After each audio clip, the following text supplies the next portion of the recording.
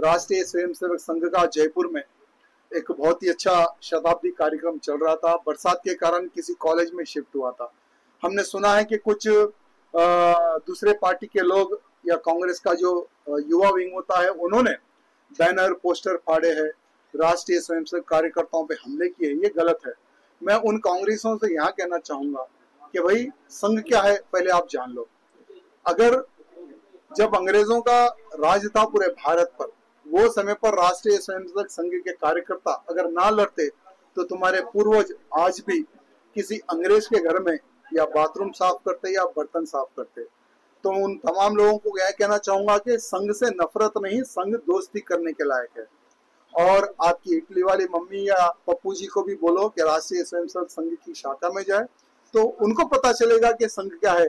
तभी वो अपने कार्यकर्ताओं को, अपने पार्टी कार्यकर्ताओं को बता सकेंगे। और इसी बीच जोधपुर से बड़ी खबर आ रही है, जहां पर 2 स्पा सेंटर पर पुलिस ने रेड की है। 8 महिलाएं और 7 युवक यहां से गिरफ्तार किए गए, जिनमें केन्या, 2 थाईलैंड की महिलाएं अरेस्ट की गई हैं। शास्त्री नगर इलाके में पुलिस ने बड़ी कार्रवाई की है। स्पा सेंटर के मालिक के खिलाफ केस दर्ज किया गया है। 8 महिलाओं में से एक महिला HIV पॉजिटिव पाई गई है। ये बड़ी खबर इस वक्त की जोधपुर से, जहां पर 3 विदेशी महिलाएं एक स्पा सेंटर से गिरफ्तार हुई हैं, जिनमें से एक केन्या की है और 2 जो है वो अलग देश की हैं। 2 स्पा सेंटर पर एक कार्रवाई की गई। कुल मिलाकर के 8 महिलाएं, 7 युवक गिरफ्तार किए गए। 2 थाईलैंड की महिलाएं हैं, एक केन्या की महिला है जो यहाँ पर इस स्पा सेंटर में काम करती थी। एक महिला जांच के अंदर HIV पॉजिटिव पाई गई है। ये बड़ी खबर है इस वक्त की। जोधपुर से ये बड़ी जानकारी, बड़ी खबर। 2 स्पा सेंटर पर पुलिस ने अलग अलग कार्रवाई की है, जहां से 8 महिलाएं अरेस्ट की गई हैं। 3 विदेशी महिलाएं, जिनमें से एक विदेशी महिला HIV पॉजिटिव पाई गई हैं।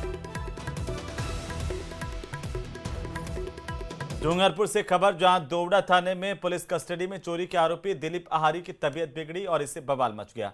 चौथे दिन बुधवार देर शाम को यह बवाल शांत हुआ है। कलेक्ट्रेट के सामने पड़ाव के तीसरे दिन भी कई दौर की बातचीत चली है। पीड़ित और आदिवासी परिवार के साथ ही पुलिस प्रशासन के बीच 27,50,000 का मुआवजा राशि को लेकर सहमति बनी। वहीं मृतक दिलीप के पिता को DAD हॉस्टल में संविदा नौकरी की बात पर भी सहमति बनी है। SP की तरफ से मामले में दोवड़ा के थानाधिकारी तेजकरण सिंह, हेड कांस्टेबल वल्लभराम पाटीदार समेत 5 पुलिसकर्मियों को सस्पेंड करने के बाद ये आपसी रजामंदी बनी है।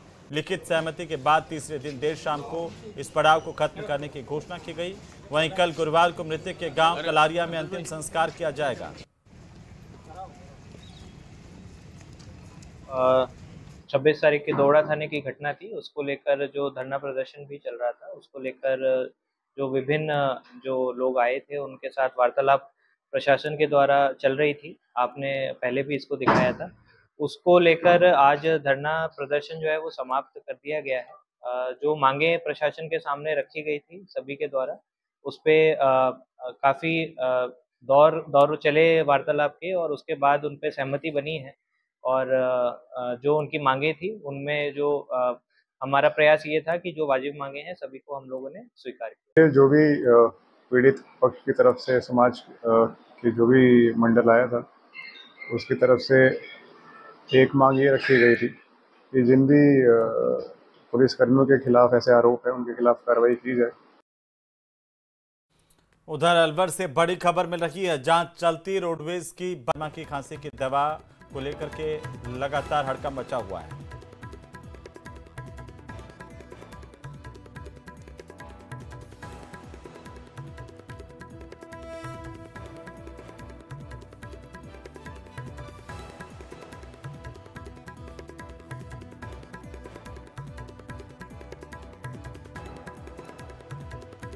तो प्रदेश में खांसी की दवा बनाने वाली सप्लायर कंपनी केसेंस फार्मा को अनियमितता बरतने के आरोप में पिछले सालों में 2 बार डिबार किया जा चुका है। इसमें एक बार टेंडर की शर्तों को लेकर के इसे डिबार किया गया उल्लंघन करने पर, और दूसरी बार एक अन्य कफ सिरप की गुणवत्ता ठीक नहीं होने के चलते डिबार किया जा चुका है। लेकिन फिर भी सिस्टम में आई एक खास रिपोर्ट देखिए।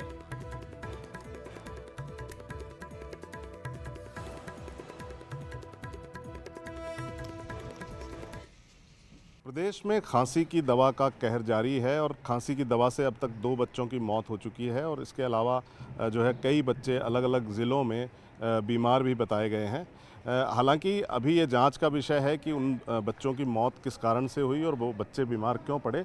लेकिन यहाँ मैं खड़ा हूँ सरना डूंगर के विज्ञान नगर में, जहाँ केसन्स फार्मा जो है उसकी फैक्ट्री है, और वो ये जो खांसी की दवा है उसका प्रोक्योरमेंट जो है यहीं से किया गया था, और यही सप्लायर कंपनी है जिसने जो है ये दवा सप्लाई की थी। आप देख सकते हैं कि यहाँ आज ताले लगे हुए हैं, और अभी दूसरे गेट की तरफ भी मैं कहूँगा कैमरामैन से कि वो दिखाएं कि वहाँ भी जो है ताले जो है लगे हुए हैं। तो हम देख सकते हैं कि किस तरह से जो है आज यहाँ सन्नाटा पसरा है। लेकिन जो कई जो बच्चे हैं वो दवा पीकर बीमार हो चुके हैं। उसके अलावा जो है 2 बच्चों की मौत भी हो गई है। हालांकि उनकी जो है इस बात को पुख्ता करने के लिए, इस बात के जो है पुष्टि करने के लिए जो है सैंपल तकरीबन 22 सैंपल जो है लैब में भेजे गए हैं, ताकि ये पता लगाया जा सके कि इस दवा में जो है कोई अमानक तत्व तो नहीं है या दवा मानकों पर खरी उतरती है। इसमें ख़ास बात यह है कि इस कंपनी की एक दवा जो है इसी साल फरवरी में जो है वो अमानक पाई गई थी, और उसके बाद उसे एक साल के लिए जो है उस दवा के लिए इस कंपनी को डीबार किया गया है। इसका डीबारमेंट जो है फरवरी 2026 तक चलेगा। इसके अलावा इससे पहले भी जो है टेंडर की शर्तों का उल्लंघन करने के लिए इस कंपनी पर जो है कार्रवाई की जा चुकी है। कैमरामैन दिलीप चेची के साथ हितेंद्र शर्मा, न्यूज़ 18 राजस्थान। और इधर राजस्थान में अपराधों में बड़ी गिरावट की बात कही जा रही है। 2 साल में 19.45% अपराध में कमी आई है। बड़ी खबर इस वक्त की, जो डेटा जारी किए गए हैं उसके मुताबिक महिलाओं के खिलाफ अपराधों में 9.24% की गिरावट आई है। साल 2024 में महिला अपराधों के 36,563 केस दर्ज हुए हैं। एनसीआरबी रिपोर्ट और ताजा आंकड़ों में क्राइम ग्राफ गिरने की बात सामने आ रही है।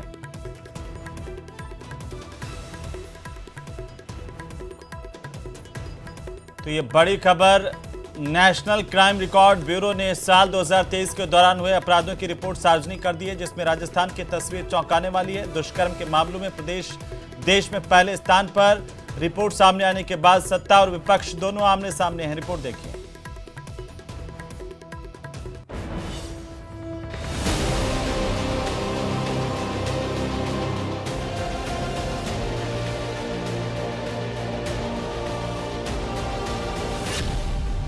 एनसीआरबी के 2023 के डराने वाले आंकड़े। दुष्कर्म के मामलों में पहले स्थान पर राजस्थान। महिलाओं के खिलाफ अपराध में भी अव्वल। देश भर के अपराधों का डेटा रखने वाले नेशनल क्राइम रिकॉर्ड ब्यूरो ने 2023 के अपराधों का जो आंकड़ा जारी किया है उसने सबको चौंका दिया है। 2023 में देश में दुष्कर्म के कुल 29,670 मामले दर्ज किए गए, लेकिन हैरानी की बात है कि राजस्थान में सबसे ज्यादा दुष्कर्म के केस दर्ज किए गए। आंकड़ों पर गौर करें तो साल 2023 में देश भर में सबसे ज्यादा दुष्कर्म राजस्थान में हुए हैं। प्रदेश में 2023 में 5,194 दुष्कर्म के केस दर्ज किए गए। आर्थिक अपराधों में भी राजस्थान काफी आगे है। प्रदेश में 2023 में 27,765 आर्थिक अपराध के केस दर्ज किए गए। महिला अत्याचार में तीसरे और हत्या के मामले में 5वें स्थान पर है। 2023 में महिलाओं के खिलाफ करीब 45,450 केस अपराध दर्ज हुए हैं। महिला अत्याचार में तीसरे और हत्या के मामले में 5वें स्थान पर। दहेज हत्या के मामले में यूपी जहां पहले स्थान पर है तो वहीं राजस्थान 5वें नंबर पर है। जयपुर धोखाधड़ी चीटिंग के मामले में देश में पहले स्थान पर, जबकि मर्डर, लूट, लैंगिक अपराधों में जयपुर तीसरे स्थान पर है। एनसीबी ने जो आंकड़े पेश किए हैं उन आंकड़ों के अंदर बताया गया कि 2023 के आंकड़ों के अंदर राजस्थान के अंदर महिला अत्याचार बहुत अधिक है, लेकिन 2023 के अंत तक राजस्थान के अंदर कांग्रेस की सरकार रही। 24 को अगर माने कि भारतीय जनता पार्टी का शासन दिसंबर 2023 से शुरू हुआ तो 24 के साल के बाद में आपराधिक आंकड़ों के अंदर कमी आई है। लेकिन दूसरी ओर देखें तो राजस्थान के अंदर जब कांग्रेस की सरकार थी, एक के बाद एक घटना, चाहे वो थानागाजी की घटना हो, चाहे अलवर की घटना हो, चाहे सवाई माधोपुर की घटना हो, टोंक और जोधपुर की घटना हो, तो राजस्थान में शर्मसार करने का काम किया था। एनसीआरबी की रिपोर्ट की माने तो देश भर में 2023 में 7% क्राइम बढ़ा है, जिसमें महिलाओं के खिलाफ अपराध ने 10 साल का रिकॉर्ड तोड़ा है।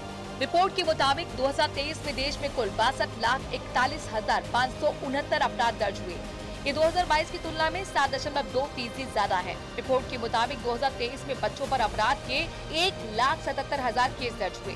राजस्थान की बात करें तो बच्चों पर अपराध के मामले में राजस्थान चौथे नंबर पर है, जहां पर 10,577 केस दर्ज किए गए हैं। अपराध के आंकड़ों पर क्या कहेंगे जो 2023? देखिए, हालत खराब है, लगातार जो अपराध बढ़ते ही जा रहे हैं इस सरकार में। एनसीआरबी की रिपोर्ट एक बार फिर राजस्थान की कानून व्यवस्था पर सवाल खड़े कर रही है।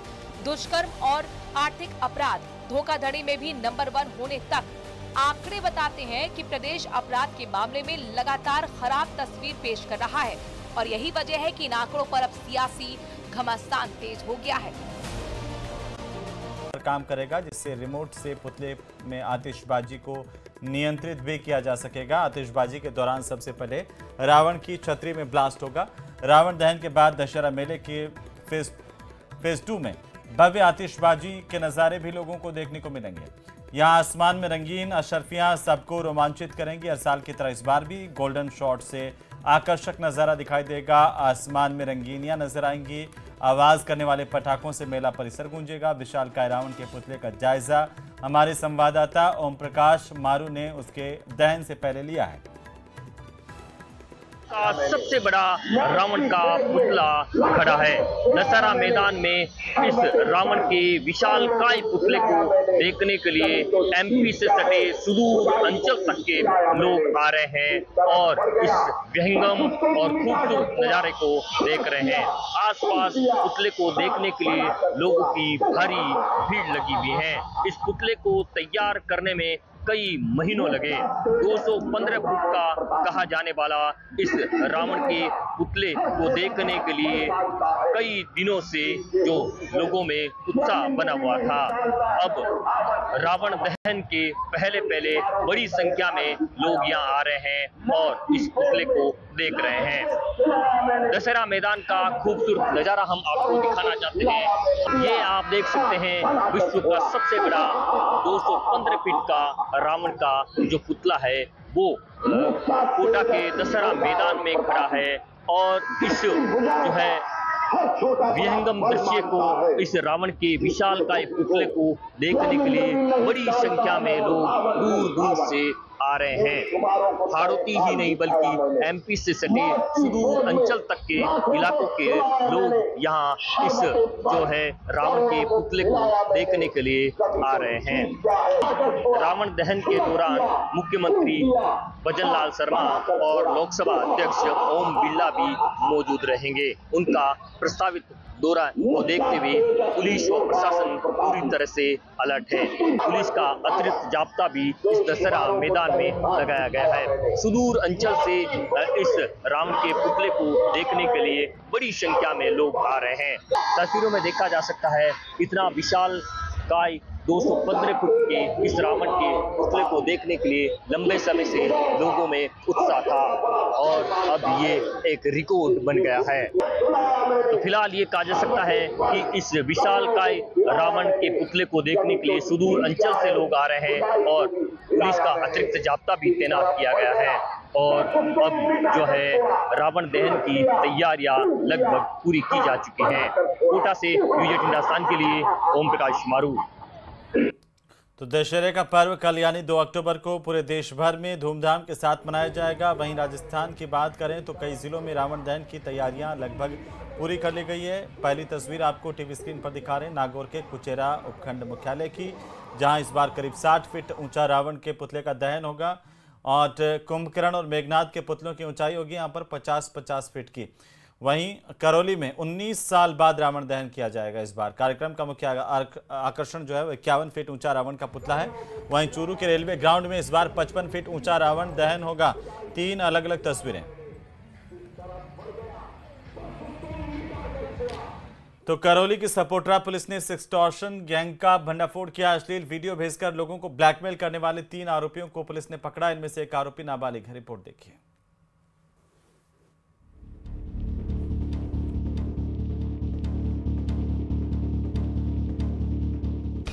सेक्सटॉर्शन गैंग का पर्दाफाश, पुलिस गिरफ्त में ब्लैकमेलर, फोन ने खोले गैंग के राज। करौली के सपोटरा इलाके में लोगों को अश्लील वीडियो भेजकर ब्लैकमेल करने वाले 3 आरोपियों को पुलिस ने पकड़ा है। पुलिस टीम को ये आरोपी क्षेत्र में गश्त के दौरान मिले। पुलिस साइबर अपराधियों की तलाश में गश्त कर रही थी। इसी दौरान बलवापुरा मोड़ नदी के पास 3 संदिग्ध नजर आए। ये सभी फोन पर अश्लील चैट और बातचीत करते हुए मिले। पुलिस को देखकर तीनों घबरा गए। शक होने पर पुलिस ने उनके फोन की तलाशी ली तो उनमें फर्जी व्हाट्सएप और टेलीग्राम अकाउंट मिले, जिनके जरिए आरोपी अश्लील मैसेज और वीडियो भेजकर लोगों को ब्लैकमेल कर रहे थे। जांच में सामने आया कि आरोपी ठगी की रकम फर्जी बैंक खातों और दूसरों के नाम से जारी सिम कार्ड के जरिए वसूलते थे।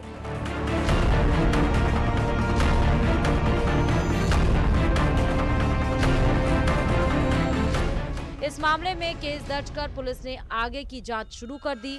आरोपियों से पूछताछ में गिरोह के बाकी सदस्यों और इस पूरे नेटवर्क की जानकारी जुटाई जा रही है। न्यूज़ 18 राजस्थान के लिए करौली से धर्मेंद्र शर्मा की रिपोर्ट।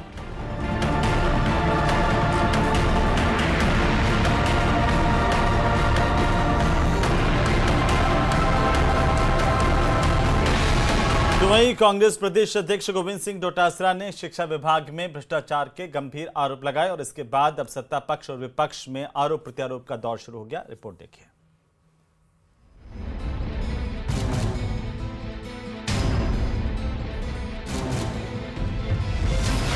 भ्रष्टाचार के मुद्दे पर सियासत गरमाई। डोटासरा का बीजेपी और आरएसएस पर हमला। कांग्रेस का वार, बीजेपी का पलटवार।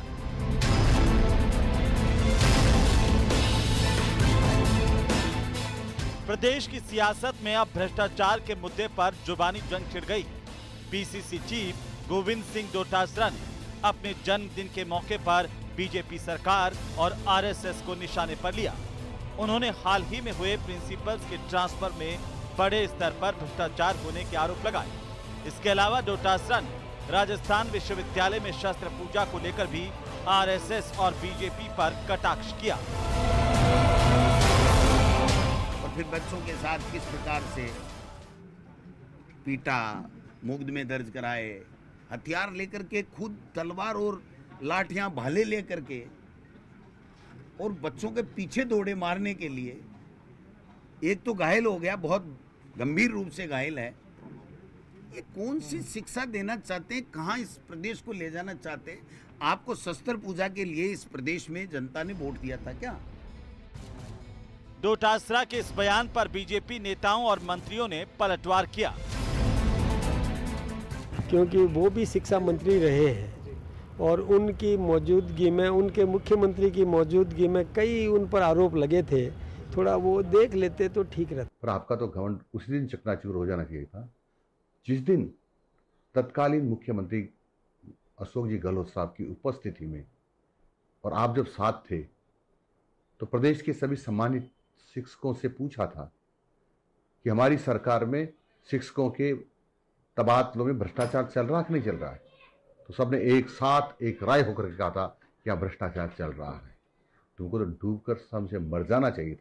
संगठन के ऊपर, ऐसे राष्ट्रभक्त संगठन के ऊपर जो आप अपने कटाक्ष हैं, उन पर लगाम लगाइए। और जिस तरह आप ये अपनी इस जन्मदिवस पर हम आपसे आग्रह करते हैं कि अपनी शैली बदलिए, जनता के बीच जाइए, जनता के मुद्दे उठाइए, क्योंकि जनता आप पर ही कटाक्ष करने लगी। फिलहाल प्रदेश में डोटासरा के बयान पर सियासी संग्राम मचा हुआ है। पीसीसी चीफ के शिक्षा विभाग को टारगेट करने पर अब सत्ता पक्ष उन्हें कांग्रेस शासनकाल के दौरान शिक्षा विभाग के हालात याद दिलाने में जुटा है। Bureau report, news 18 Rajasthan.